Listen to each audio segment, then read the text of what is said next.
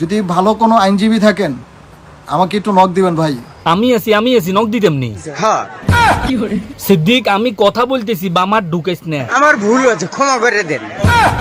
ক্ষমা করে দিছি যা, তারপরও বক বক করিস না। হ্যাঁ আবার মারায় আমার ভুল হয়েছে। তুই কি থামবি না? এক থাবরে তোর গালের দাঁত সবগুলি ফালাই দিমু বদমাইশ। আমাকে যে আমার গোপন অঙ্গ কেটে দিছে। ও আচ্ছা সত্যি সত্যি কাটি দিছে গোপনাঙ্গ। হ্যাঁ বাবা সিদ্দিক আমি কথা বলতেছি, তুমি একটু থামো না এইবার। আমার ভুল হয়েছে। ইরে মন মেজাজ অত্যাধিক সরা, আজকে কিন্তু মাথা খুব গরম আছে, একদম তুলি চুয়াই দিমু চোখের সামনে। তুই নিজে দিকে হয়ে যা। বাবা নায়ক শাকিব খান, ওই ফার বাংলা এই ফার বাংলা, দুই বাংলার নায়ক শাকিব খান। আমরা তো জানি তোমার বউ শিখে তোমার ফাঁকিটারে কাইটে দিছিল, এখন কি হইছে? ইমার্জেন্সি ভাবে তুমি আইনজীবী খুঁজতেছো, একটু কসাই। এখন আমার নামে আবার মিথ্যা মামলা করছে আমার পুরো ফ্যামিলির নামে। ভাইয়েরা আমি থানা পুলিশ এগুলির কথা শুনলে আমার হেসকি বেরাম বাড়ি যায়, মাঝে মধ্যে শ্বাসকষ্ট হয়। বাবা নায়ক শাকিব খান শিখে এত টাকা কোথায় পাইলো, আর কার কার নামে টুলিশ হয়েছে কত কসাই?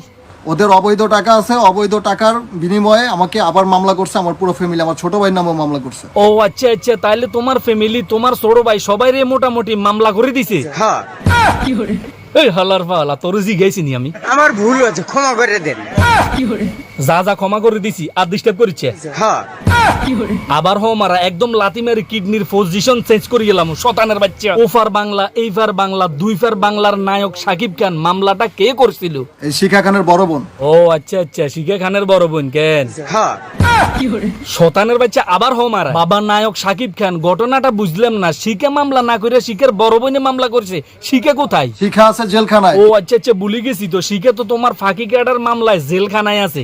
হ্যাঁ শতানের বাচ্চা আবার মারায়। ভাইয়েরা আসল কথায় আসেন, পাগলে কিনা করে আর ছাগলে কিনা খায়। তাহলে এ টোকাই শাকিব খানের যখন টুনটুনিটা কাটে দিছিল তার বউ শিখা, তখন চিকিৎসা করাতে পারতেছিল না এ শাকিব খান, তখন আপনার কাছে আর আমার কাছে কান্নাকাটি করে বলছে আমি বিদেশে গিয়ে চিকিৎসা করব, আমাকে সাহায্য করে। তখন তার কান্নায় আর আবেগী গন্টের মায়ায় প্রেমে পড়ি আপনি আর আমি সবাই মিলে সাহায্য করছি, কিন্তু আমাদের সাহায্যের টাকা দিয়ে ও বিলাসিতা করতেছে, বড় বড় সেলুনে গিয়ে নাটক করতেছে। ওইসান